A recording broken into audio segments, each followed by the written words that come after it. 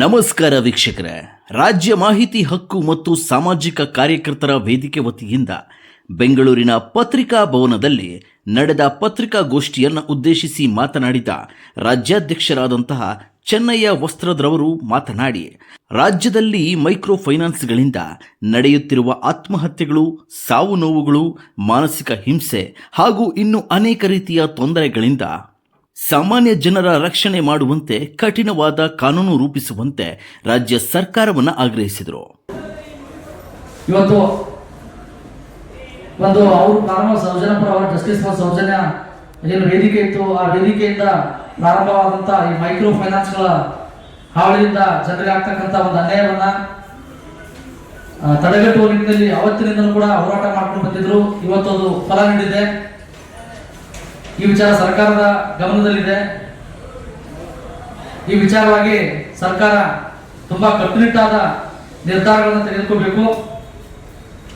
ಬಡವರಿಗೆ ಆಗ್ತಕ್ಕಂಥ ಅನ್ಯಾಯಗಳನ್ನ ಅಥವಾ ಅಕ್ರಮಗಳನ್ನ ತಡೆ ಹಿಡಿಬೇಕು ಅನ್ನೋ ನಿಟ್ಟಿನಲ್ಲಿ ಇವತ್ತು ನಾವು ಸಾಮಾಜಿಕ ಹೋರಾಟಗಾರರಾದ ಗಿರೀಶ್ ಮಟ್ಟಣ್ಣನವರು ಮಾತನಾಡಿ, ಆರ್ಬಿಐನ ಅನುಮತಿ ಇಲ್ಲದೆ ಅಕ್ರಮವಾಗಿ ಬಡ್ಡಿ ವ್ಯವಹಾರ ನಡೆಸುತ್ತಿರುವ ಶ್ರೀ ಕ್ಷೇತ್ರ ಧರ್ಮಸ್ಥಳ ಗ್ರಾಮಾಭಿವೃದ್ಧಿ ಯೋಜನೆ, ಬಿಸಿ ಟ್ರಸ್ಟ್ ಧರ್ಮಸ್ಥಳ, ಎಸ್ಕೆಡಿಆರ್ಡಿಪಿ, ಶ್ರೀ ಮಂಜುನಾಥ ಸ್ವಾಮಿ ದೇವರ ಹೆಸರಿನಲ್ಲಿ ಅಧಿಕ ಬಡ್ಡಿ, ವಾರದ ಬಡ್ಡಿ ಹಾಗೂ ವಾರದ ವಸೂಲಾತಿಯನ್ನ ಮಾಡುವುದು ಶಿಕ್ಷಾರ್ಹ ಅಪರಾಧ.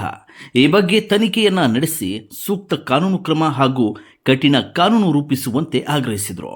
ಕಡಿಮೆ ಅವರಿಗೆ ಏನು ಲೆಕ್ಕಾಚಾರ ಮಾಡಕ್ಕೆ ಬರುವುದಿಲ್ಲ ಅಂತ ಹೇಳಿದ್ರೆ ಇಡೀ ಜೀವನ ಪರ್ಯಂತ ಪ್ರತಿ ವಾರ ಕಟ್ತಾನೆ ಇರಬೇಕು ಅವರಿಗೆ.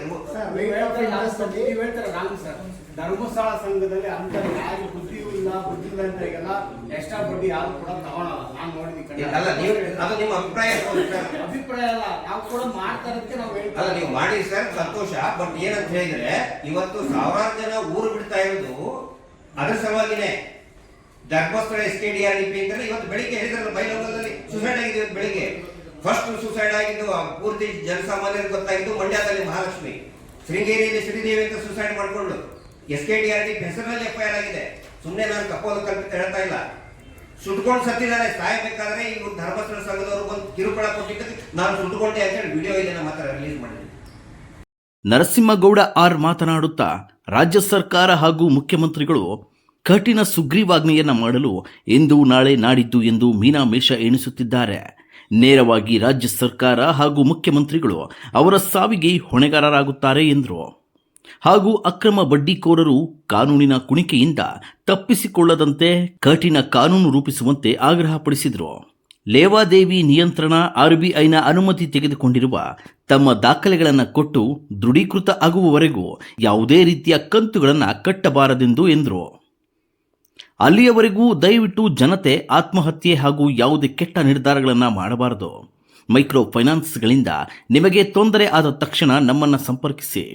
ನಿಮ್ಮ ಜೊತೆಯಲ್ಲಿ ಸೌಜನ್ಯ, ಜೆಎಫ್ಎಸ್ ತಂಡ ಹಾಗೂ ಮಾಹಿತಿ ಹಕ್ಕು ಸಾಮಾಜಿಕ ಕಾರ್ಯಕರ್ತರ ವೇದಿಕೆ ತಂಡ ಇರುತ್ತದೆ ಎಂದರು.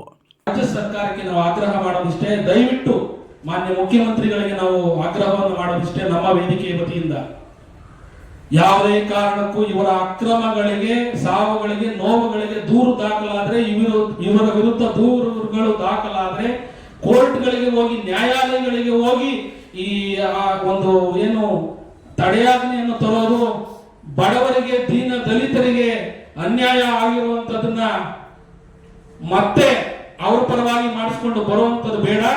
ಕಠಿಣವಾದ ಒಂದು ಸುಗ್ರೀವಾಜ್ಞೆಯನ್ನು ಮಾಡಿ, ನಿಜವಾಗ್ಲೂ ಈ ಮೂಲಕ ನಾನು ಹೇಳ್ತೀನಿ, ರಾಜ್ಯ ಸರ್ಕಾರಕ್ಕೆ ಏನಾದರೂ ಬದ್ಧತೆ ಇದ್ರೆ, ಇವತ್ತು ಸುಮಾರು ಸಾವು ನೋವುಗಳಿದೆ, ಕಠಿಣವಾದ ಸುಗ್ರೀವಾಜ್ಞೆಯನ್ನು ಮಾಡಬೇಕು ಅಂತ ನಾನು ಆಗ್ರಹ ಪಡಿಸ್ತಾ ಇದ್ದೀನಿ.